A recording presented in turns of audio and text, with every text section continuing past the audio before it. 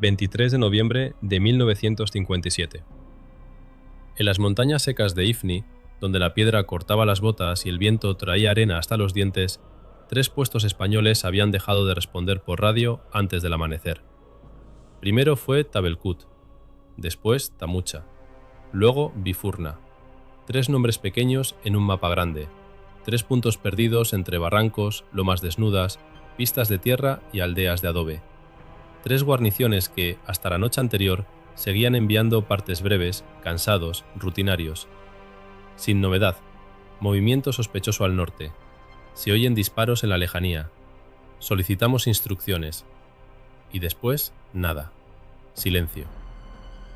A las 8 de la mañana, en el cuartel general de Sidi Ifni, los teléfonos sonaban sin parar. Los operadores cambiaban clavijas, gritaban nombres, pedían confirmación, repetían mensajes que nadie quería creer. En la sala de mapas olía a tabaco negro, café frío, sudor y miedo contenido. Sobre la mesa central había un plano del territorio clavado con chinchetas. Las posiciones españolas estaban marcadas con banderitas rojas, las rutas de ataque con lápiz azul, las zonas dudosas con círculos negros. Cada hora aparecía un círculo negro nuevo. El coronel don Ramón de Aranda, jefe accidental de la defensa exterior, estaba inclinado sobre el mapa con las manos apoyadas en la mesa. Tenía 52 años, bigote gris, ojos hundidos y una voz seca, de hombre que había aprendido hacía mucho tiempo que en la guerra las palabras bonitas no servían para detener balas. Frente a él, un teniente de transmisiones sostenía una hoja arrugada. «Mi coronel, seguimos sin contacto con Tamucha». Aranda no levantó la vista. «¿Desde cuándo?» «Desde las 4:20. ¿Último mensaje?» El teniente tragó saliva. Decían que estaban rodeados, que veían fogonazos en las lomas, que el teniente Fernández Fuentes había sido herido. La sala quedó en silencio. Nadie preguntó si había sobrevivido. Nadie necesitaba preguntarlo. El capitán médico, que llevaba toda la mañana esperando órdenes para organizar ambulancias que no podían salir, murmuró: «Dios los ampare». Aranda señaló el mapa. «¿Tabelkut?» Otro oficial respondió: «Tampoco responde. Se cree que el puesto ha sido tomado». «¿Se cree?» «No hay confirmación, mi coronel». Aranda levantó por fin la cabeza. Cuando un puesto deja de hablar, teniente, y alrededor de él solo habla el enemigo, eso es confirmación suficiente. Nadie contestó. Fuera del edificio, Sidi Ifni despertaba bajo un cielo blanco, sin nubes. La ciudad, levantada frente al Atlántico como una promesa española en mitad de una tierra que nunca había sido del todo española, parecía tranquila desde lejos. Casas claras, calles empinadas, soldados en las esquinas, camiones cargados, mujeres cerrando ventanas, niños mirando sin entender por qué los hombres corrían con fusiles. Pero la calma era mentira. Desde la noche anterior, columnas del Ejército de Liberación marroquí habían cruzado las alturas. No eran un ejército regular en el sentido europeo. No llevaban todos el mismo uniforme, no marchaban al paso, no tenían blindados ni aviación. Muchos iban con chilabas, turbantes, cartucheras cruzadas al pecho, fusiles viejos, subfusiles franceses, machetes, granadas robadas o compradas quién sabía dónde. Pero conocían la tierra, y eso, en Ifni, valía más que un batallón. A las 9 llevó el informe que cambió el rostro de todos los oficiales de la sala.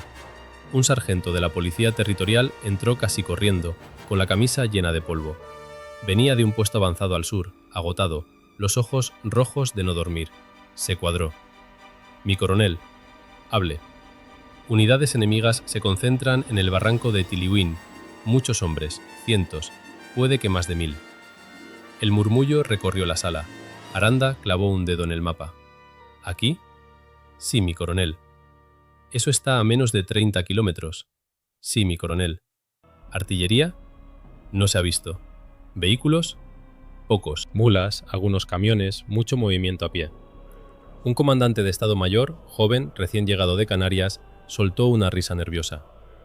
«¿Mulas contra nuestras ametralladoras?» Nadie rió con él, pero algunos sonrieron. No por alegría, sino por necesidad. Porque cuando el miedo empieza a subir por la garganta, el soldado busca cualquier cosa para empujarlo de vuelta al estómago. El comandante insistió. «Con todos los respetos, mi coronel, si intentan atacar Sidi Ifni con fusiles y mulas, será una carnicería». para ellos. El capitán de artillería asintió. Tenemos piezas cubriendo los accesos principales. Si bajan por la pista, los barremos antes de que hieren al primer cinturón defensivo. Otro añadió. Además, no pueden tomar la ciudad. Una cosa es asaltar puestos aislados y otra atacar una capital defendida. El coronel Aranda no respondió enseguida. Miraba el mapa, no miraba las carreteras, no miraba los puestos marcados en rojo. Miraba los espacios vacíos entre una posición y otra. Los vacíos siempre eran lo más peligroso. No van a atacar como creemos, dijo al fin. El comandante joven frunció el ceño. ¿Mi coronel? Aranda pasó el dedo por una línea irregular. Estos barrancos, estas alturas, estas pistas de cabras, nosotros las vemos en el mapa y parecen accidentes del terreno. Para ellos son caminos. ¿Pero no pueden mover grandes fuerzas por ahí? No necesitan mover grandes fuerzas. El coronel levantó la vista. Necesitan cortar comunicaciones, aislar puestos, obligarnos a replegarnos, hacer que cada destacamento crea que está solo, y después esperar a que el miedo haga el resto. Otra vez silencio. Entonces el teléfono de campaña sonó. Todos miraron al aparato. El operador descolgó, escuchó, palideció y extendió el auricular. Para usted, mi coronel, es el general gobernador. Aranda tomó el teléfono. ¿Aranda? Escuchó. Su cara no cambió, pero los nudillos se le pusieron blancos. Entendido, mi general. Sí. Sí, mi general. Defender la plaza, mantener los accesos, organizar reserva móvil. Sí, a cualquier precio. Colgó despacio. Nadie necesitaba que repitiera la orden. Todos la habían entendido antes de oírla. A cualquier precio. En África, esas palabras significaban hombres. No gasolina, no munición, no mapas. Hombres. El coronel respiró hondo. Necesitamos saber qué ocurre en Tiliuín antes de que caiga la noche. El comandante joven respondió de inmediato. Podemos enviar una patrulla motorizada. La pista está cortada. Entonces una sección de reconocimiento. No volverá. ¿Y qué propone mi coronel? Aranda no contestó, porque en ese momento se abrió la puerta. Entró un hombre alto, delgado, con la guerrera manchada de polvo y el correaje gastado. Llevaba la boina ladeada, no por descuido, sino como si la cabeza se hubiera acostumbrado a ella después de demasiados años. Tenía 46 años, aunque aparentaba más. La piel curtida por el sol africano, una cicatriz vieja bajo el ojo derecho, otra en la mandíbula. Caminaba con una leve cojera, apenas visible. Recuerdo de una bala que nunca le habían sacado del todo.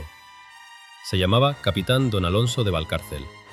Mandaba una compañía mixta de tiradores indígenas leales, legionarios agregados y soldados peninsulares demasiado jóvenes para saber todavía que el miedo no desaparece nunca, solo aprende a obedecer. Valcárcel saludó. «Mi coronel». Aranda lo miró. «Capitán, he oído que Tiliuín puede quedar cercado antes de esta noche». El comandante joven murmuró. «Todo el mundo oye demasiadas cosas en este cuartel». Valcárcel ni siquiera lo miró. «Mi compañía puede llegar». El silencio cayó de golpe. Aranda apoyó ambas manos en la mesa. «La pista está cortada. No iré por la pista. El norte está tomado. No iré por el norte. El barranco de Tiliuín está lleno de enemigos. Por eso no nos esperarán desde el oeste». El comandante joven se echó hacia atrás, incrédulo. ¿Desde el oeste? Eso es imposible, no hay camino. Valcárcel se acercó al mapa. Señaló una línea casi invisible entre dos alturas. Hay una garganta seca. Los pastores la usan para bajar el ganado cuando no llueve. No aparece como camino porque para un camión no lo es. Para un hombre sí. El comandante soltó una carcajada breve. ¿Quiere meter una compañía entera por una garganta de cabras? No una compañía entera, 120 hombres. Eso no es una operación, capitán. Eso es un suicidio. Valcárcel lo miró por primera vez. A veces la diferencia depende de quién vuelva para contarlo. El comandante se puso rojo. Con 120 hombres no romperá un cerco. No pienso romperlo. Aranda entrecerró los ojos. Explíquese. Valcárcel tomó un lápiz, marcó 3 puntos en el mapa. El enemigo está concentrando fuerzas aquí, aquí y aquí. Creen que Tiliuín caerá solo si lo presionan durante la noche. Su retaguardia estará en estas lomas, protegiendo munición, mulas, agua y enlace con las partidas que vienen del interior. Si entramos por la garganta, salimos detrás de ellos. No atacamos la línea, atacamos su espalda. ¿Objetivo? Sus depósitos, sus radios, sus guías, sus jefes. Después Tiliwin tendrá una oportunidad de resistir hasta que ustedes organicen el socorro. El comandante joven negó con la cabeza. No hay socorro posible. Valcárcel respondió sin apartar los ojos del mapa. Entonces resistirán hasta morir, pero morirán sabiendo que no estaban solos. Aquello no era una frase bonita, era una sentencia. El coronel Aranda conocía a Valcárcel desde hacía años, no mucho, pero lo suficiente. Había oficiales que hablaban de valor porque necesitaban parecer valientes. Valcárcel no hablaba de valor, hablaba de distancias, de agua, de munición, de horas de luz, de cuántos heridos podía cargar una mula antes de desplomarse.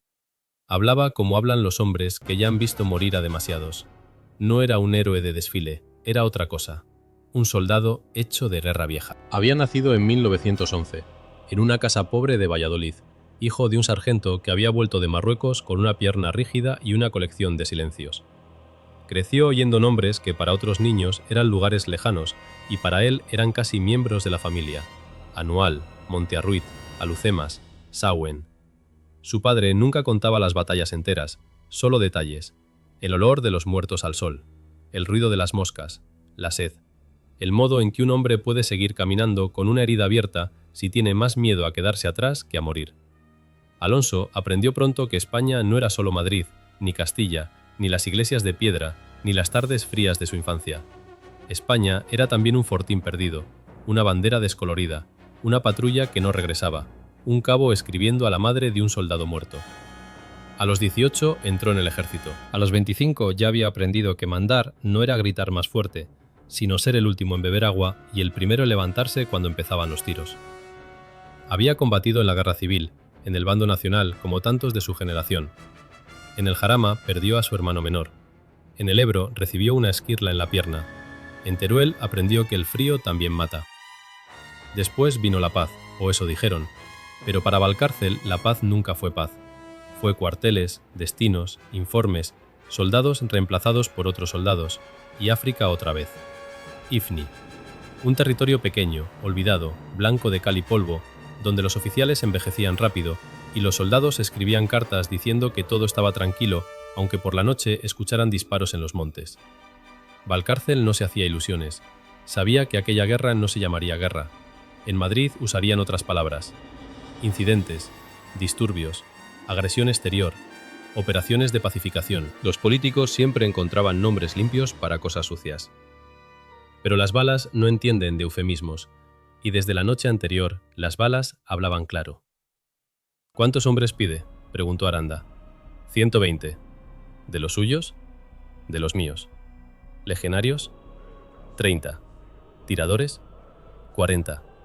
¿Reemplazos? Los que no tiemblen demasiado. El capitán de artillería soltó una risa seca. Todos tiemblan la primera vez.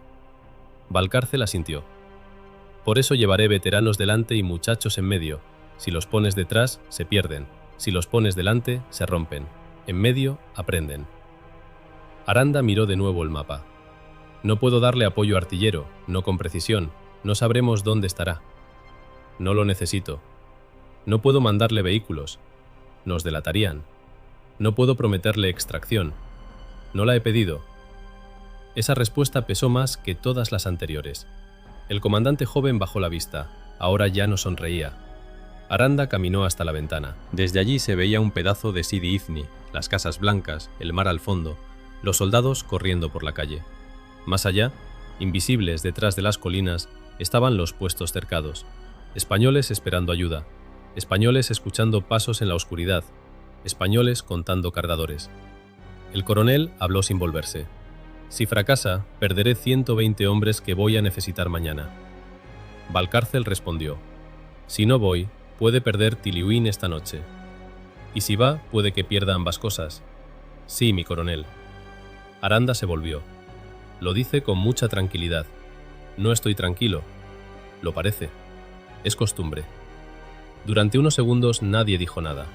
En la guerra hay decisiones que un hombre toma con la cabeza. y hay otras que toma con el peso de todos los muertos que vendrán si no decide. Aranda volvió a la mesa. Saldrá al anochecer. Demasiado tarde. ¿Perdón? Saldré antes, a las 4. Con luz lo verán. Con luz nos verán marchar hacia el sur. Eso es lo que quiero. Después giraremos por el cauce seco. Si esperan que vayamos de noche, reforzarán las gargantas. Si nos ven salir de día, creerán que somos una patrulla desesperada buscando contacto por la pista. El capitán de artillería lo miró con interés. ¿Quiere que lo subestimen? Valcárcel negó con la cabeza. Ya nos subestiman. Y era verdad. En las alturas que rodeaban Tilbuín, los jefes del Ejército de Liberación también miraban mapas. No mapas impresos en Madrid, sino mapas hechos con memoria, con dedos sobre tierra, con nombres de pozos, collados, senderos, cuevas y cauces que solo conocían quienes habían nacido allí. Para ellos, los españoles eran fuertes dentro de sus muros y torpes fuera de ellos. Tenían radios, camiones, morteros, aviones a veces, pero dependían de caminos, dependían de órdenes, dependían de oficiales que miraban el paisaje como si fuera un dibujo. Los hombres de las montañas no. Ellos no necesitaban carreteras, no necesitaban postes, no necesitaban luz. Sabían dónde ocultarse, cuándo moverse, dónde cortar un cable, dónde disparar una ráfaga y desaparecer antes de que el eco muriera. Aquella mañana, algunos de sus jefes estaban convencidos de que Sidi Ifni no resistiría mucho. Los puestos exteriores caían, las comunicaciones se rompían, el miedo corría más rápido que los camiones españoles. Y cuando una ciudad empieza a creerse rodeada, ya está medio vencida. Uno de ellos, un hombre llamado Abdalá Ben Salem, veterano de las luchas contra franceses y españoles, escuchó el informe de sus exploradores. Los españoles preparan una salida, dijo un joven armado con un fusil más. Abdalá se acarició la barba. ¿Cuántos? Pocos, una compañía quizá. Van al sur. Algunos hombres rieron. ¿Al sur? Entonces no saben nada. Déjalos venir, dijo otro. Los cogeremos en la pista, como perdices. Abdalá no rió. Era viejo para la guerra, aunque no tanto para la vida. Había aprendido que un enemigo desesperado puede ser más peligroso que uno fuerte. Y los españoles, acorralados en Ifni, empezaban a estar desesperados. «Vigilad las gargantas», ordenó. El joven frunció el ceño. «¿Todas?» «Todas las que puedas. Son muchas. Entonces vigila las que parezcan imposibles».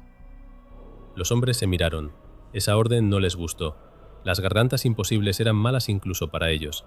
Piedra suelta, pendientes cortadas, espinos, pasos estrechos donde una mula podía romperse una pata y un hombre caer 20 metros sin gritar hasta el fondo. «Los españoles no pasarán por ahí», dijo uno. Abdalá lo miró con dureza. «Eso mismo quiero que piensen ellos de nosotros». Pero sus hombres no compartían su inquietud. Habían visto a los españoles encerrarse en puestos, pedir apoyo por radio, esperar camiones, mirar al cielo buscando aviones. No los imaginaban marchando en silencio por una garganta de pastores, sin retirada, sin apoyo, sin más esperanza que llegar antes de que la noche devorara Tilbuín. Y esa fue la primera ventaja de Alonso de Valcárcel, que nadie esperaba de él una locura. A mediodía, el capitán reunió a sus oficiales en un patio estrecho detrás del cuartel. El sol caía vertical, cruel. Los hombres estaban sentados a la sombra, limpiando fusiles, ajustando correajes, llenando cantimploras. Algunos fumaban, otros escribían cartas. Los más jóvenes hablaban demasiado, que era una forma de no pensar. Valcárcel extendió un mapa sobre una caja de munición. Con él estaban el teniente Miguel Herrera, 23 años, recién salido de la academia, rostro limpio, ojos demasiado abiertos. El brigada Salcedo, viejo legionario con media oreja menos y una calma de piedra. El alférez Benítez, canario, pequeño, nervioso, buen tirador. Y el sargento Amar, de los tiradores indígenas, nacido en la misma tierra que ahora ardía alrededor de ellos, leal a España por razones que nadie entendía del todo y que él jamás explicaba. Valcárcel señaló el mapa. Aquí está Tilbuín, aquí el cerco, aquí la pista cortada. Nosotros saldremos por la carretera durante 3 kilómetros. Que nos vean, que cuenten nuestras cabezas, que se rían si quieren. Después entraremos en el cauce seco y giraremos al oeste. Herrera tragó saliva. Mi capitán, según el mapa no hay paso. El sargento Amar habló por primera vez. Hay paso. Todos lo miraron. Amar señaló una línea que apenas se veía. Pero no para hombres cansados. no para mulas cargadas, no para cobardes. El brigada Salcedo sonrió. Entonces iremos ligeros. Valcárcel asintió. Munición individual, 2 granadas por hombre, agua para una jornada, nada de mochilas, nada que haga ruido. El que lleve algo inútil lo deja aquí. Benítez preguntó: ¿Objetivo? Entrar por detrás de las posiciones enemigas antes de la noche, destruir sus depósitos de munición si los encontramos, cortar sus enlaces, abrir paso hacia Tiluín o al menos obligarles a mirar hacia nosotros. Herrera miró el mapa, luego al capitán. ¿Y si no conseguimos abrir paso? Valcárcel dobló el mapa lentamente. Entonces haremos tanto ruido que los de Tiluín sabrán que lo intentamos. El joven teniente entendió. No se trataba solo de ganar. A veces una operación militar consistía en recordarle a un puesto cercado que aún pertenecía al mundo de los vivos, que alguien había oído sus mensajes, que alguien había salido a buscarlos, que no morirían abandonados. Eso también era guerra. A las 3:30, Valcárcel pasó revista a sus 120 hombres. No parecían una fuerza capaz de cambiar nada. 30 legionarios con camisas abiertas, barbas de varios días, ojos duros. 40 tiradores indígenas silenciosos, con el fusil pegado al cuerpo como si fuera parte de ellos. 50 soldados peninsulares, la mayoría de reemplazo, muchachos de Sevilla, Valladolid, Valencia, La Coruña, que hacía un año pensaban más en novias y bailes de domingo que en barrancos africanos. Ahora estaban allí, con cascos calientes, con las manos sudadas, con la boca seca, con miedo. Valcárcel lo vio y no se enfadó. El miedo era normal, el miedo era honrado. Solo había que impedir que mandara. Caminó despacio frente a la formación, miró rostros, no uniformes. Eso hacía siempre.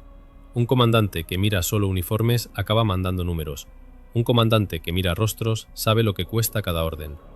Se detuvo ante un soldado joven que no lograba cerrar bien el portacargador. ¿Nombre? García, mi capitán. ¿De dónde? De Zamora. ¿Ha disparado alguna vez contra un hombre, García? El muchacho palideció. No, mi capitán. Hoy puede que tenga que hacerlo. Sí, mi capitán. No cierre los ojos. No, mi capitán. Valcárcel le ajustó el correaje con sus propias manos. Y no se separe del cabo. Siguió caminando. Al final de la línea, el brigada Salcedo mascaba un cigarro apagado. Están verdes, murmuró. La tarde los madurará, respondió Valcárcel. Salcedo escupió al suelo. O los enterrará. También. El capitán subió a una caja de munición. No levantó mucho la voz, no hacía falta. Los hombres callaron de inmediato. Escuchadme bien porque no voy a repetirlo. Esta tarde salimos hacia Tiluín. La pista está cortada. El enemigo cree que no podemos llegar. Cree que dependemos de camiones, de radios y de órdenes escritas. Cree que si corta un camino, corta nuestra voluntad. Los hombres lo miraban, algunos con miedo, otros con rabia, otros sin expresión. Se equivoca. Valcárcel señaló hacia las montañas. Ahí fuera hay españoles rodeados, compañeros nuestros, hombres que anoche pidieron ayuda y quizá todavía esperan oír una respuesta. Nosotros somos esa respuesta. Nadie se movió. No os voy a mentir, el camino es malo, el enemigo es fuerte. Puede que no volvamos todos, puede que no volvamos muchos, pero iremos. Porque un soldado español no abandona a otro soldado español mientras tenga piernas para marchar y balas para combatir. El brigada Salcedo bajó la mirada. Los legionarios sonrieron de medio lado. Los muchachos dejaron de moverse. Si alguien cree que esto va de gloria, se equivoca. La gloria es cosa de los que escriben después. Nosotros vamos a caminar, sudar, sangrar y obedecer. Vamos a pasar por donde dicen que no se puede pasar. Vamos a golpear donde no nos esperan. Y cuando nos vean detrás de ellos, cuando comprendan que no estaban cazando a una patrulla, sino despertando a una compañía española, entonces sabrán que esta tierra no se toma gratis. Hizo una pausa. El viento levantó polvo en el patio. Revisad armas, llenad cantimploras, escribid lo que tengáis que escribir. A las 4 salimos. Bajó de la caja. La formación se rompió en silencio. No hubo vítores. No hacía falta. Los vítores sonaban bien antes de los desfiles. Antes de una marcha hacia la muerte, los hombres preferían ahorrar saliva. A las 4 en punto, la columna salió de Sidi Ifni. Delante iban los tiradores de Amar, después los legionarios de Salcedo, en medio los soldados jóvenes. Cerrando la marcha, Valcárcel con Herrera y 2 operadores de radio que cargaban un aparato pesado, inútil en cuanto entraran entre las piedras, pero que nadie se atrevía a dejar atrás porque la esperanza, como la radio, pesaba más cuando menos servía. Desde las lomas lejanas, ojos enemigos los vieron partir. Contaron pocos hombres. Vieron que iban por la pista. Sonrieron. Uno de los exploradores corrió a informar a Abdalá Ben Salem. «Han salido, Caid. Como dijimos, pocos. Van por la carretera». Abdalá miró hacia el horizonte. «¿Solo por la carretera?» «Sí». «Seguidlos». «¿Atacamos?» El viejo tardó en responder. «Todavía no». El explorador no entendió, pero obedeció. Abdalá siguió mirando. Algo no le gustaba. Los españoles marchaban demasiado visibles, demasiado ordenados, como si quisieran ser vistos, como si aquella pequeña columna no intentara esconderse, sino sembrar una idea en la cabeza del enemigo. Y en la guerra, una idea falsa podía matar más que una bala. A 3 kilómetros de Sidi Ifni, cuando la ciudad ya quedaba detrás como una mancha blanca junto al mar, Valcárcel levantó el puño. La columna se detuvo. El capitán miró a Amar. El sargento asintió. Sin una palabra, los primeros hombres abandonaron la pista y descendieron hacia un cauce seco, invisible desde lejos.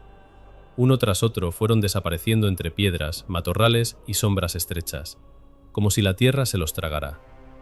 Valcárcel esperó hasta que el último soldado entró en la garganta. Luego miró una vez hacia Sidi Ifni, no por nostalgia, no por miedo, no por despedirse, solo para recordar por qué iban. Después ajustó la correa de su subfusil, se caló la boina y bajó tras sus hombres. Delante de ellos estaba Tiliuín. Entre ellos y Tiliuín, las montañas. En las montañas, el enemigo. Y en algún punto antes de la noche, la muerte, esperándolos con paciencia africana.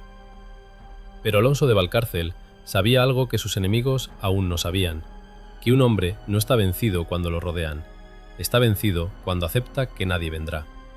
Y aquella tarde, 120 españoles iban a demostrar que todavía quedaban hombres dispuestos a venir.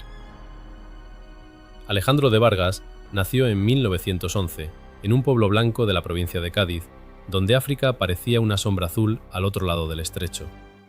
Su padre, don Esteban de Vargas, había sido sargento en Marruecos, un hombre seco, de pocas palabras, que caminaba con una cojera leve y hablaba dormido algunas noches. Su madre, doña Rosario, rezaba por todo, por la lluvia, por los barcos, por los enfermos, por los soldados que no conocía y por el silencio de su marido, que era el dolor más difícil de curar. En aquella casa no se hablaba mucho de la guerra, pero la guerra estaba en todas partes. En la manta militar que el padre usaba en invierno, en el sable oxidado colgado sobre el arcón, en las medallas guardadas en una caja de lata, en el modo en que don Esteban se quedaba inmóvil cuando alguien disparaba un cohete durante las fiestas del pueblo. Los vecinos decían que era un hombre serio. Alejandro, siendo niño, entendió que no era seriedad, era memoria. Su padre no le enseñó a odiar, le enseñó algo más duro, a no confiar en la facilidad. Decía que los hombres mueren cuando creen que el peligro ya pasó. Decía que una cuesta sin enemigos visibles puede ser más peligrosa que una trinchera llena de fusiles. Decía que un soldado no sobrevive por ser valiente, sino por hacer lo correcto cuando tiene miedo. A los 12, Alejandro presumió delante de otros muchachos de que no temía nada. Don Esteban lo llevó detrás de la casa, le agarró por los hombros y le dijo con una calma que dolía más que un golpe: «El que no tiene miedo es un imbécil o un muerto. Un hombre decente tiene miedo y aún así cumple». Aquella frase se le quedó clavada para siempre. A los 17 años ingresó en el ejército. No era el más fuerte ni el más brillante, pero tenía resistencia, disciplina y una obstinación casi desagradable. En las marchas no se quejaba. En el tiro no destacaba al principio, pero repetía hasta que el hombro se le llenaba de moratones. En equitación cayó tantas veces que sus compañeros empezaron a apostar cuánto tardaría en romperse algo.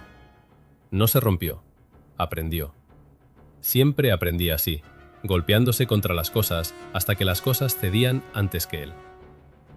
Cuando llegó la guerra civil, Alejandro tenía 25 años y el grado de teniente. España se partió en dos como una tabla vieja bajo demasiada presión, y cada mitad empezó a matar a la otra invocando palabras enormes: patria, justicia, religión, pueblo, orden, libertad.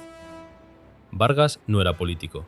Su familia quedó en zona nacional, su regimiento también, y él siguió el camino que tenía delante. Después dirían que había elegido. En realidad, la guerra elige por los hombres mucho antes de que ellos crean decidir. Su primer combate serio fue en una carretera polvorienta de Andalucía. Llevaba una sección de muchachos que apenas sabían cubrirse. El fuego empezó desde una casa encalada, una ametralladora oculta tras una ventana.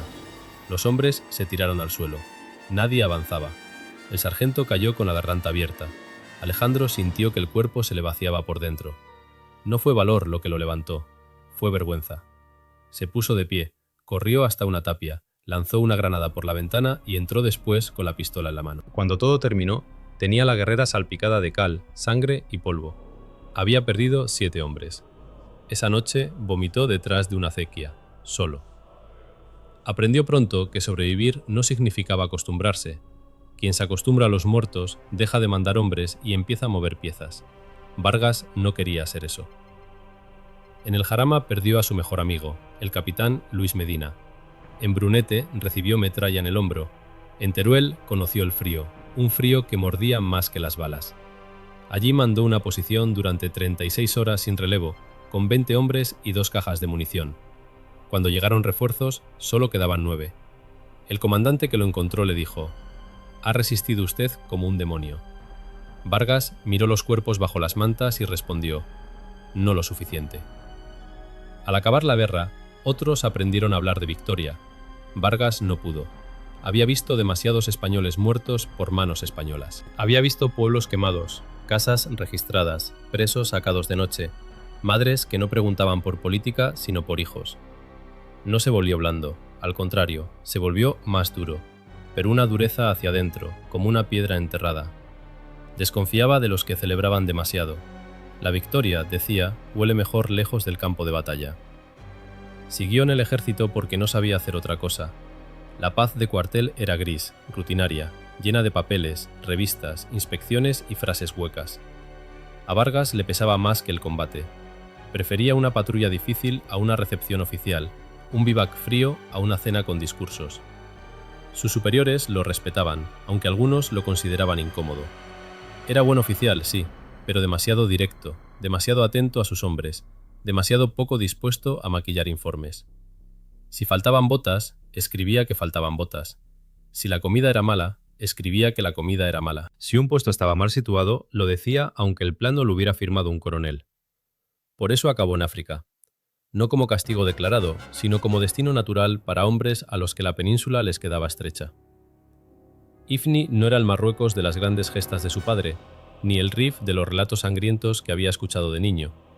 Era un territorio pequeño, blanco y seco, una franja costera rodeada de montañas ásperas y voluntades ajenas. Para algunos oficiales era un rincón perdido. Para Vargas, desde el primer día, fue una lección. Allí comprendió que un mapa español podía pintar una frontera, pero la tierra no obedecía a la tinta.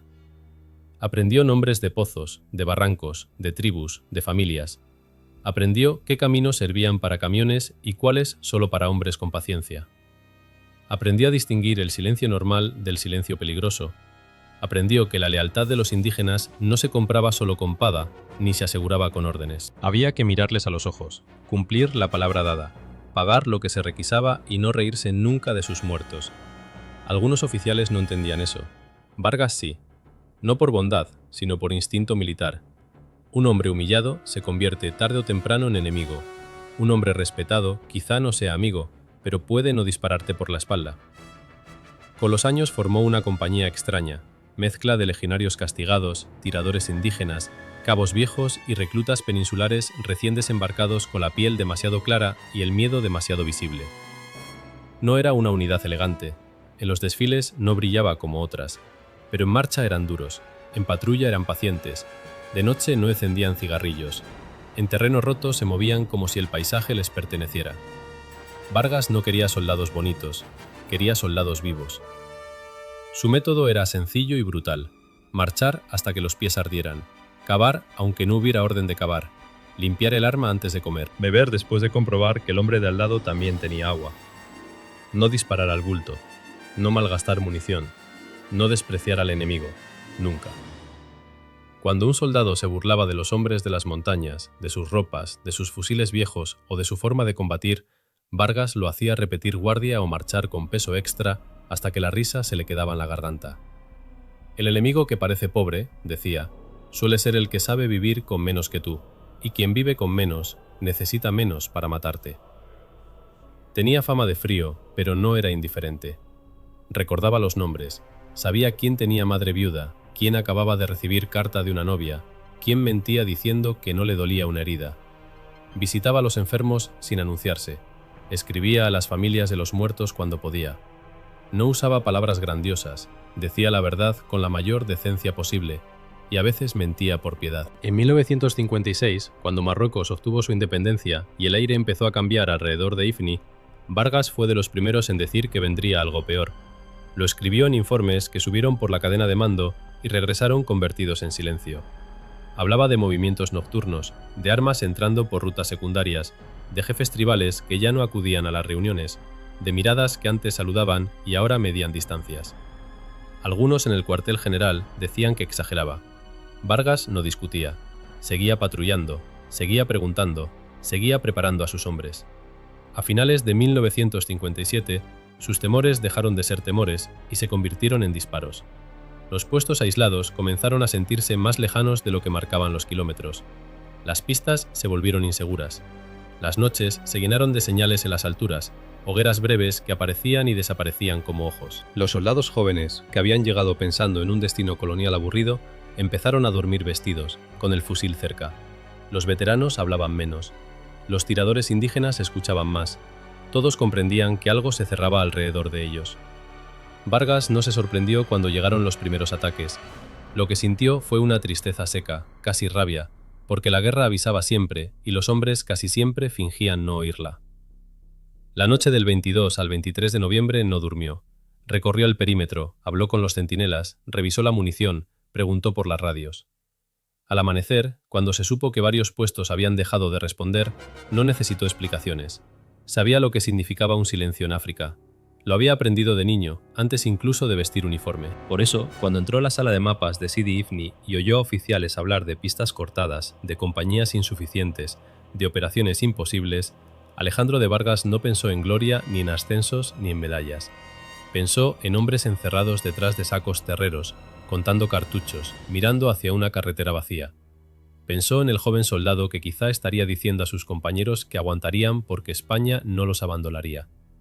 Pensó en su padre, en la manta militar, en la cojera, en la frase de tantos años atrás. Un hombre decente tiene miedo, y aún así, cumple. Vargas tenía miedo, claro que lo tenía. Miedo a llegar tarde, miedo a conducir a sus hombres a una garganta sin salida, miedo a que los muchachos de su compañía murieran llamando a madres que no volverían a ver, miedo a que todo fuera inútil. Pero el miedo no mandaba en él, nunca había mandado. Cuando señaló el cauce seco en el mapa y dijo que podía pasar por allí, no hablaba como un temerario. Hablaba como un hombre que había dedicado toda su vida a aprender una única cosa: que en la guerra no vence siempre quien tiene más hombres, ni más fusiles, ni mejores posiciones. A veces vence quien comprende antes que el otro dónde está la puerta que todos confunden con una pared. Y en Ifni, aquella tarde, Alejandro de Vargas creía haber encontrado esa puerta. En las alturas que rodeaban Tiliuín, la guerra no tenía el mismo aspecto que en los mapas españoles. No había líneas rectas, ni flechas azules, ni círculos rojos trazados con lápiz de Estado Mayor. Había piedra, viento, polvo, cauces vacíos y hombres ocultos entre las sombras de las lomas. Desde abajo, desde la pista, todo parecía inmóvil. Desde arriba, cada pliegue de la tierra respiraba. La línea marroquí no era una línea en el sentido europeo. No era una trinchera continua, ni una muralla, ni una posición fija. Era una red. Un lazo tendido alrededor de los puestos españoles. Un círculo imperfecto, cambiante, hecho de partidas pequeñas que se movían de noche, de vigías que conocían cada roca, de mulas cargadas con munición y de mensajeros que corrían por pasos donde un soldado peninsular se habría roto una pierna.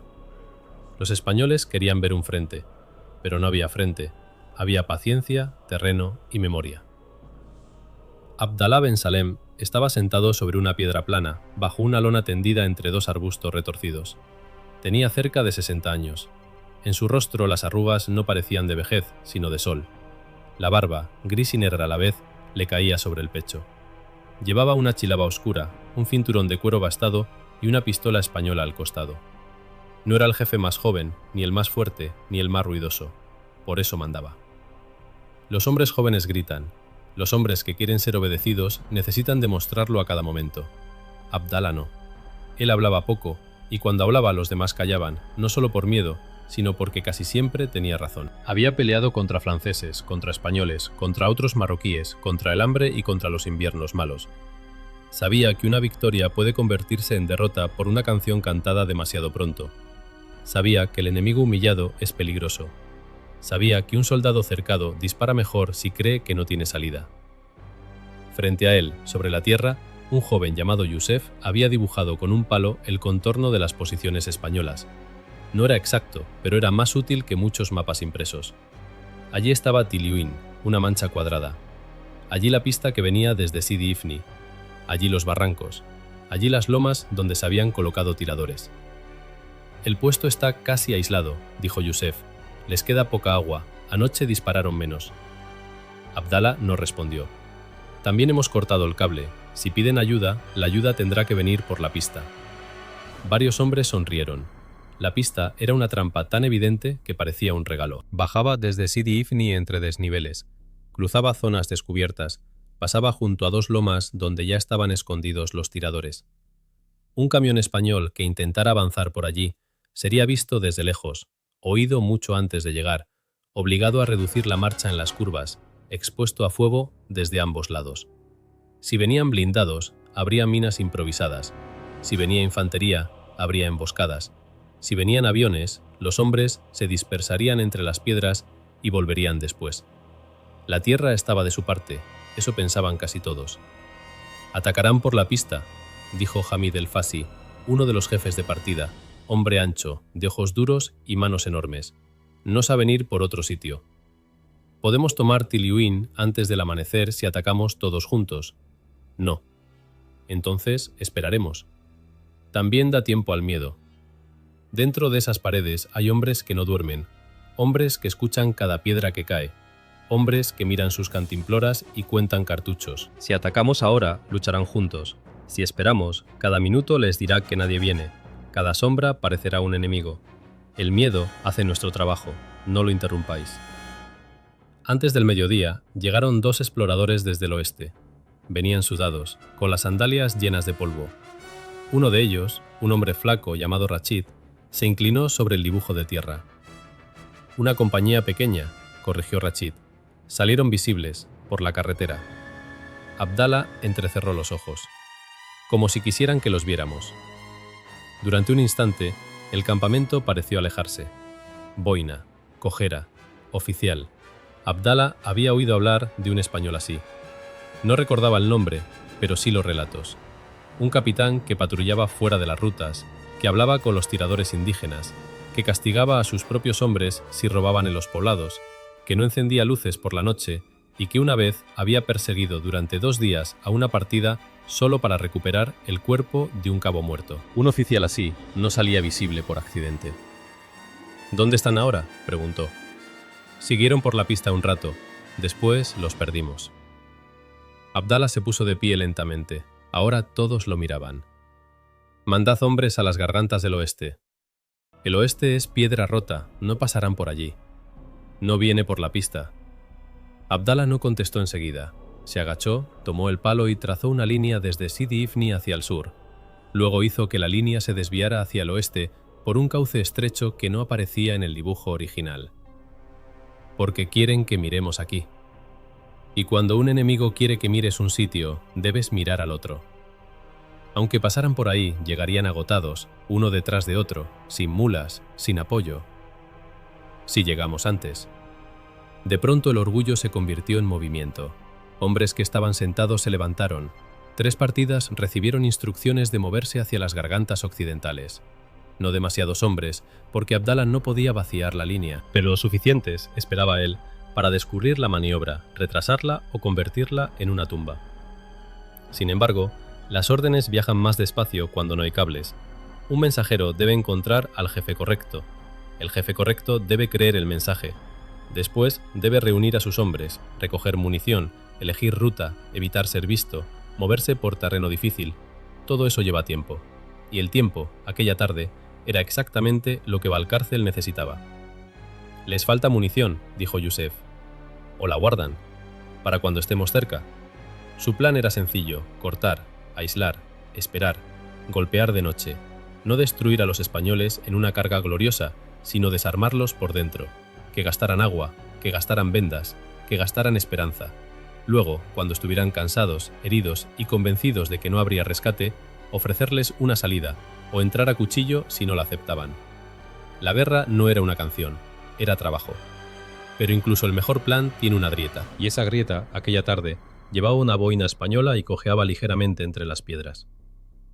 A primera hora de la tarde, un segundo explorador llegó desde el sur. Venía alarmado.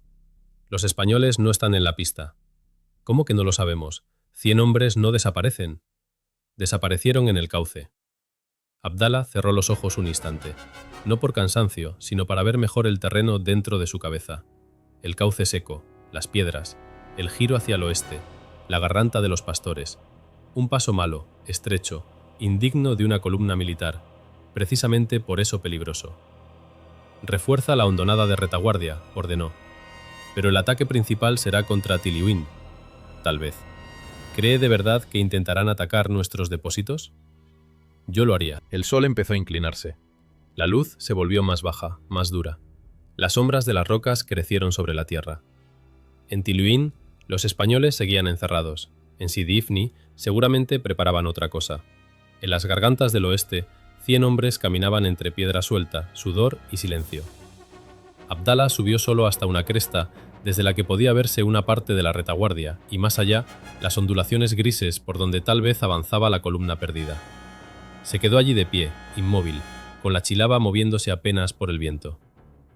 Yusef pregunta si mantenemos el ataque nocturno. Lo mantendremos si los españoles no nos obligan a otra cosa. ¿Y si aparecen por el oeste? Entonces sabremos qué clase de hombres son. Pero Abdala Ben Salem ya no compartía esa seguridad. La seguridad absoluta pertenece a los jóvenes, a los necios, o a los que todavía no han visto cambiar una batalla en un minuto. Él había visto muchas cambiar. Por eso ordenó que nadie durmiera, que las armas estuvieran cargadas, que las mulas permanecieran ensilladas, que todo hombre mirara no solo al puesto español, sino también a su propia espalda. Algunos pensaron que exageraba. Quizá exageraba, pero la guerra castiga menos al que teme demasiado que al que teme demasiado poco. Y mientras el sol descendía sobre Ifni, mientras las sombras llenaban los barrancos y los hombres de Tiliuín contaban sus últimos cargadores, la línea marroquí esperaba.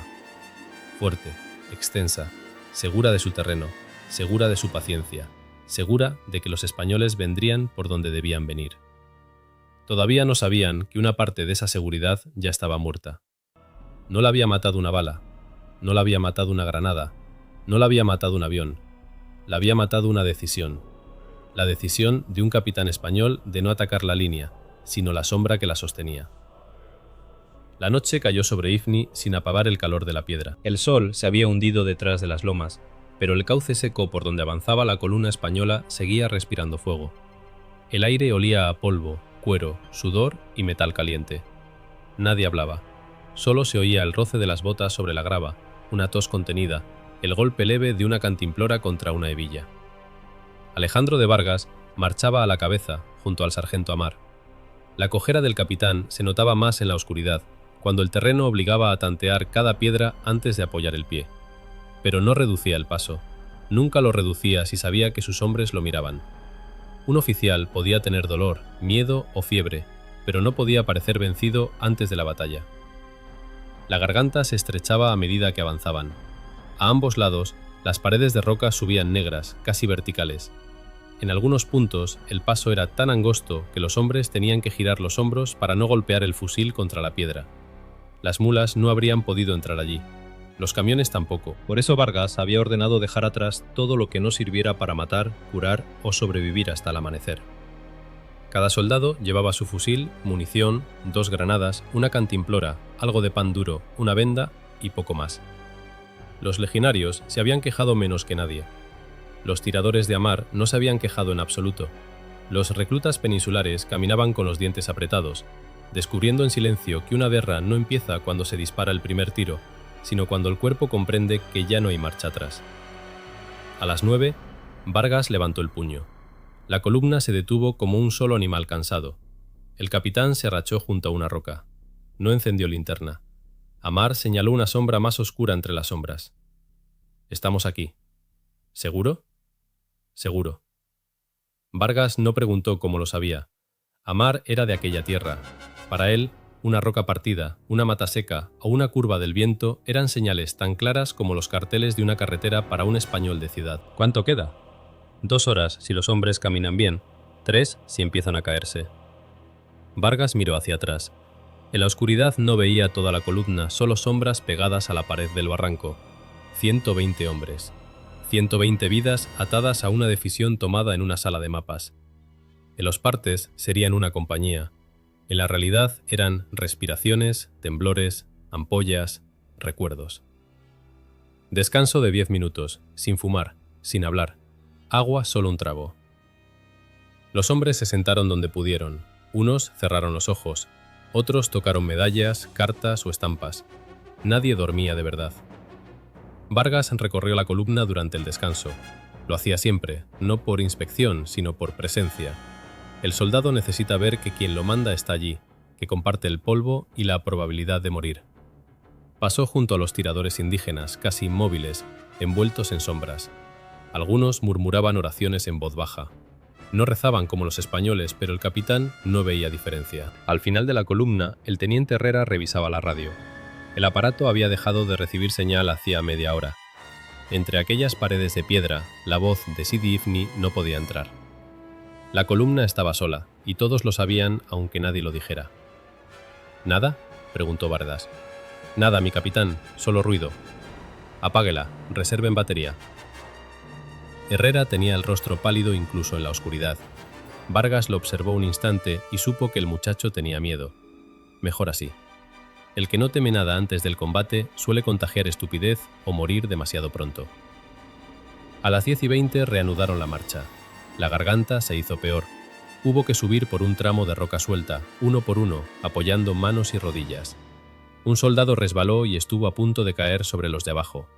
2 tiradores lo agarraron del correaje y lo arrastraron hacia arriba sin decir palabra. Más adelante, otro hombre se abrió la palma con una arista de piedra. Salcedo le dio un golpe en el casco. Luego te haces el mártir. Ahora camina. Nadie protestó. La luna no había salido. Mejor así. Sin luna, los marroquíes verían menos. Pero sin luna también cada paso era una apuesta. Había espinos que desgarraban pantalones y piedras que rodaban con un ruido enorme. Cada vez que una caía, todos se quedaban inmóviles esperando un grito, un disparo, una bengala. Pero la noche seguía callada. Demasiado callada. A medianoche, Amar volvió desde la vanguardia con 2 de sus hombres. «Hay un puesto delante, 5 o 6, quizá más detrás. Están junto al paso estrecho. ¿Se puede rodear?» Amar negó. No sin perder 2 horas. 2 horas eran demasiado. Al amanecer ya debían estar detrás de la línea marroquí. Vargas llamó a Salcedo y a Herrera. «Hay que limpiarlo en silencio. 6 de Amar, 4 legionarios. Yo voy». «Usted no va», dijo Salcedo. «¿Perdón? Si le pegan un tiro ahora, toda esta romería se queda sin pastor antes de ver al lobo. Iremos Amar y yo». Durante un segundo el capitán pareció a punto de discutir. Luego miró la oscuridad del paso y entendió que Salcedo tenía razón. Odiaba cuando la tenía. 5 minutos, ni un disparo. Salcedo desapareció con Amar y los otros hombres. El tiempo se volvió espeso. Vargas permaneció de pie, inmóvil, contando los latidos. En la fila los soldados esperaban con los fusiles apretados. No se oyó un disparo. Sí se oyó un golpe seco, luego otro, después un gemido corto, cortado de raíz. Un cuerpo cayó sobre piedras. Silencio. 1 minuto. 2. Entonces apareció Amar. Levantó una mano. Paso libre. Cuando la columna avanzó, algunos vieron las sombras de los cuerpos junto a la roca. Nadie se detuvo a mirarlos. No había odio en aquello, tampoco piedad. Era una puerta cerrada que había que abrir, y se abrió del único modo que permitía la noche. A la 1:30, la columna alcanzó una hondonada protegida del viento. Vargas ordenó detenerse más tiempo. no para descansar, sino para preparar el golpe. Los cabos revisaron cargadores, los legionarios aseguraron granadas, los tiradores comprobaron cuchillos y correajes. La radio siguió muda. En algún lugar lejano, hacia Tiliuín, se escucharon ráfagas. Primero una, luego otra, después un silencio largo. «Siguen vivos», dijo Herrera. Vargas escuchó. «O están muriendo despacio». El capitán reunió a sus mandos junto a una pared de roca. No desplegó mapa, ya no hacía falta. A esas alturas, el plan debía estar en la cabeza de todos. Al amanecer estaremos detrás de ellos. Amar tomará la vanguardia y eliminará a los centinelas de la loma oeste. Salcedo irá directo a los depósitos, munición, agua, mulas, radios, todo lo que encuentren. Si no pueden tomarlo, lo queman. Herrera cubrirá el flanco y evitará que nos corten la retirada hacia la garganta. ¿Y usted? Yo iré al centro con Benítez. Buscaremos el puesto de mando. Eso estará bien guardado, murmuró Salcedo. Por eso iremos nosotros. Y si no lo encontramos, haremos suficiente ruido para que ellos crean que lo hemos encontrado. Los hombres entendieron. El objetivo no era solo destruir, era sembrar confusión, hacer que cada partida marroquí pensara que la atacaban por la espalda fuerzas mayores, romper la confianza, obligarles a girarse, dar a Tiliuín tiempo, aunque fuera poco. Después, Vargas dejó a los hombres unos minutos sin órdenes nuevas. Cada soldado necesitaba su pequeño acuerdo con la muerte. Unos besaron estampas, otros tocaron medallas, otros escribieron 2 líneas en papeles que quizá nunca llegarían a ninguna parte. Vargas se apartó unos pasos, se sentó sobre una piedra, sacó del bolsillo una carta sin terminar y la miró. Era para su hermana Isabel, en Cádiz. La había empezado 3 veces y 3 veces se había quedado a medias. ¿Qué se dice antes de morir? Guardó la carta. No tenía sentido despedirse antes de tiempo. Amar se acercó y se sentó a su lado sin pedir permiso.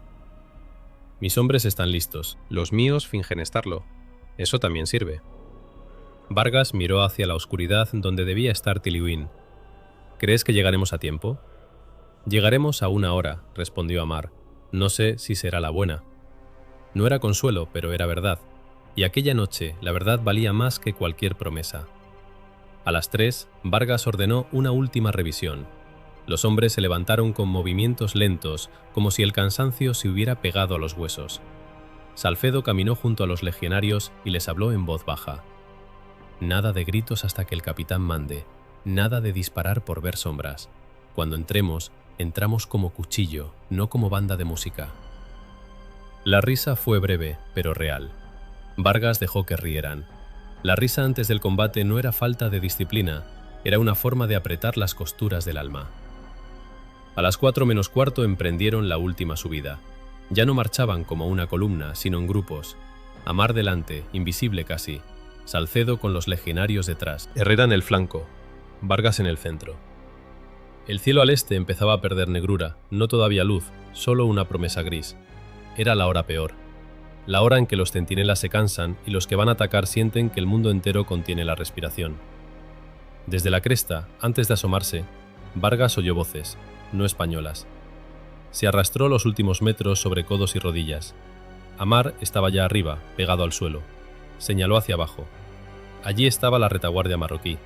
Sombras de hombres junto a hogueras casi apagadas, mulas atadas, sacos, cajas, un par de radios bajo una lona. Grupos de combatientes dormidos o medio dormidos. Centinelas mirando hacia Tiliuín, no hacia la garganta. Más allá, sobre otra loma, fogonazos intermitentes contra el puesto español cercado. Tiliuín sería vivo, herido, rodeado, quizá condenado, pero vivo. Vargas sintió que algo dentro de él se cerraba con un clic frío.